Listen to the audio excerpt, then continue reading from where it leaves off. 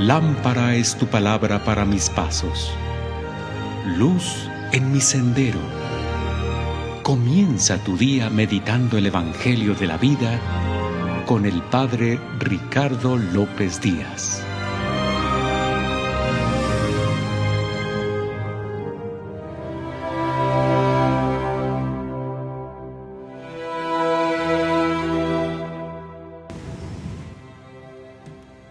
Hoy sábado 10 de agosto, fiesta del mártir San Lorenzo, escuchemos el Santo Evangelio según San Juan. En aquel tiempo, Jesús dijo a sus discípulos: Yo les aseguro que si el grano de trigo sembrado en la tierra no muere, queda infecundo, pero si muere, producirá mucho fruto. El que se ama a sí mismo se pierde. El que se aborrece a sí mismo en este mundo se asegura para la vida eterna.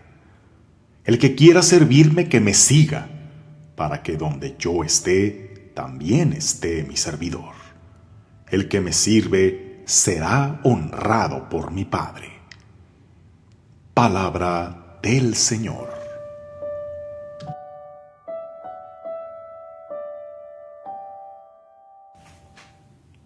Desde niño he oído decir que la Iglesia es demasiado, exageradamente rica, que el Papa nada en el Vaticano en mares de dinero, que le llega de los millones que salen de cada templo en el mundo, que si la Iglesia vendiera sus lujosos templos, sus cálices de oro y sus obras de arte carísimas, acabaría con el hambre del mundo. Y ahora, como sacerdote, me doy cuenta de que es verdad. La Iglesia es sumamente rica, pero no como muchos piensan. Los que creen que salen millonadas de la canasta de la limosna, ¡ay, ternuritas! Si supieran que la gran mayoría de parroquias a duras penas sostienen sus gastos básicos de mantenimiento y tienen que hacer de todo para sobrevivir, kermeses, rifas. Sí, la Iglesia tiene un patrimonio artístico y cultural importante, pero ni son compradas por un millonario, ni son vendibles. Son las obras que el mismo pueblo de Dios ha aportado para exaltar la grandeza de Dios, y no son propiedad ni del Papa, ni de los clérigos, sino de la Iglesia, y más aún, de la humanidad. En fin, mucho se podría decir sobre este tema, pero basta aclarar que la Iglesia tiene muchos tesoros, pero no son los que morbosamente mucha gente piensa. Hoy recordamos a uno de los santos mártires de los primeros siglos, San Lorenzo, cuya historia es más que inspiradora. Lorenzo era un diácono que colaboraba muy de cerca con el Papa Sixto II, en una época en que los papas no vivían en palacios, sino guiando al pueblo cristiano en medio de duras persecuciones. Era el año 257, cuando el emperador Valeriano decretó que todo aquel que se declarara cristiano sería condenado a muerte. Y una noche, en que el Papa estaba celebrando la misa en un cementerio, llegaron los policías del emperador y dieron muerte ahí mismo al Papa y a 4 diáconos, mientras que a Lorenzo lo apresaron y el prefecto de Roma, en su gran avaricia, le exigió que le entregara los tesoros de la Iglesia, ya que estaba necesitando dinero para financiar una guerra. Lorenzo pidió 3 días para reunir todas esas riquezas.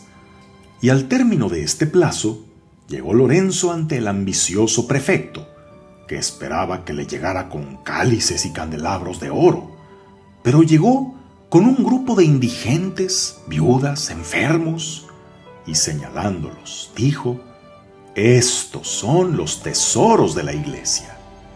Esto, el prefecto lo tomó como una burla y lo hizo enfurecer, ordenando la muerte de Lorenzo, quemándolo sobre parrillas de hierro. San Lorenzo nos dejó claro cuáles son los verdaderos tesoros de la Iglesia, en qué consiste su riqueza. Sí, la Iglesia tiene bellísimos templos llenos de arte, pero la Iglesia no son los templos, sino las piedras vivas que son su gente, esos templos vivos del Espíritu Santo que se reúnen en los recintos sagrados, que bien pueden ser una majestuosa catedral o una capillita con tejabán de lámina, pero donde haya fieles que celebren su fe, ahí estará la riqueza de la iglesia. Sí, en las iglesias hay cálices, custodias, sagrarios, candelabros, hechos bellamente de materiales preciosos. Pero ¿qué importará más? ¿El recipiente o el contenido? ¿Qué precio le puedes poner a la sangre de Cristo que contienen los cálices? ¿Qué te parece digno para contener y reservar la Eucaristía, en la que está el Señor en su cuerpo, sangre, alma y divinidad? Si entras a un museo, te admiras de las obras de arte, pero si un creyente entra a un templo, lo hace con respeto y se arrodilla, no ante la custodia de oro, sino ante la hostia que está expuesta en ella. Una oblea que puede costar unos pocos centavos, pero una vez consagrada, vale más que todo el oro del mundo. Sí, la iglesia tiene a su nombre conventos, hospitales, escuelas, orfanatos, casas de retiro. Pero ahí el tesoro no es el valor del inmueble, sino lo que ahí se hace. Su riqueza está en los que ahí se consagran a servir a los que son más valiosos a los ojos de Dios: los pobres, los enfermos, los niños, las almas que ahí encontrarán el consuelo y la redención. Donde veas una iglesia cuyos templos se han convertido en una atracción turística, llenos de los que entran con sus cámaras a apreciar las obras de arte, pero sin nadie que entre ahí a orar, a celebrar su fe y a hacer comunidad, es así que es una iglesia sumamente pobre. Ahí donde se exhiban los cálices de plata, los ornamentos de hilo de oro, pero que ya no se utilicen para el culto a Dios, ahí estás viendo una iglesia tristemente en la ruina.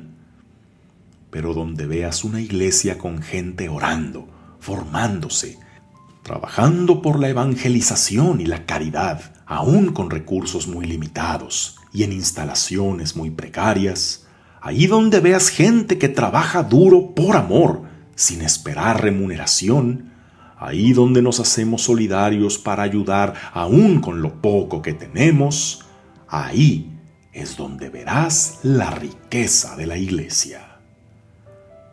Que tengas un día lleno de bendiciones.